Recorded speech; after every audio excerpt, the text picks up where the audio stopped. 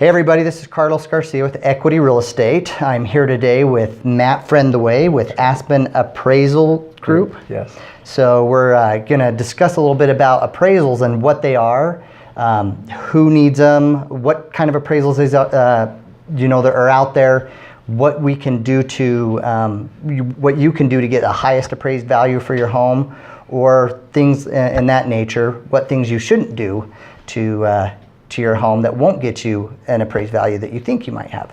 So we'll talk a little bit about that. But first, Matt, let's talk a little bit about what are appraisals? What kind of appraisals are out there? Talk to us about the different kind of appraisals. And I know a lot of people just think there's just one appraisal, especially when you're selling a house. You got to know there's different kind of appraisals. Sure. For people that are coming to see your home. Yeah. So you know what kind of contract that or offer you want to accept. Right. So today we're going to talk about lending appraisals, or appraisals where mortgages are involved, because there's a whole nother section of appraisals that are for non-lenders, bankruptcies, divorces, just want to know what a home value is, things like that. But we'll talk about mortgage type appraisals today. Great. And so these days there's 3 or 4 main types of mortgage appraisals. You got a conventional loan, an appraisal for a conventional loan, an appraisal for an FHA loan, an appraisal for a VA loan, or if you're in a more rural area, an appraisal for a rural housing type loan. That's right, USDA. Yes. Okay. So if they're different, what makes them different? Do they have different requirements that they need to follow to be able to pass that inspection that you're doing? Yeah. So for mortgage appraisals, the appraisal is done on one main form. It's called a Fannie Mae 1004 form, if it's a single family home. Okay. And so that's the main form. We use those across the board with whatever kind of loan is going. For conventional appraisals, then you've got lenders that have different requirements. I would call them investor overlays. Okay. So, but we'll just call them conventional for right now. And then FHA and VA and USDA loans, those are a little more conservative as far as the condition of the property for the appraiser to pay attention to. Okay.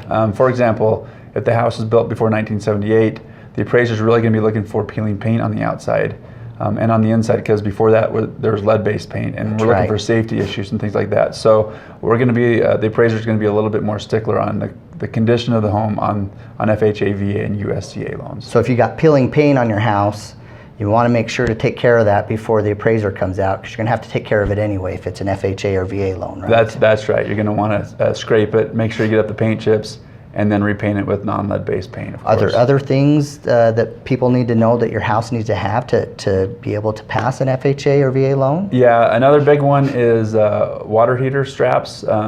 If the water heater needs to have 2 straps on it, really, I'd just be safe to have 2 straps on it on an FHA, VA, or USDA loan. Really, it comes down to when the building code changed. But just to be completely safe, just have 2 water heater straps, seismic straps in the water heaters. That's another big thing that the appraiser's looking for.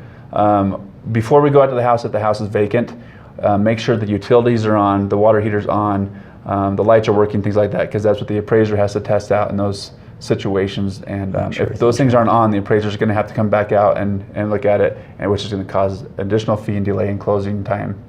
Another thing is we're looking for safety issues.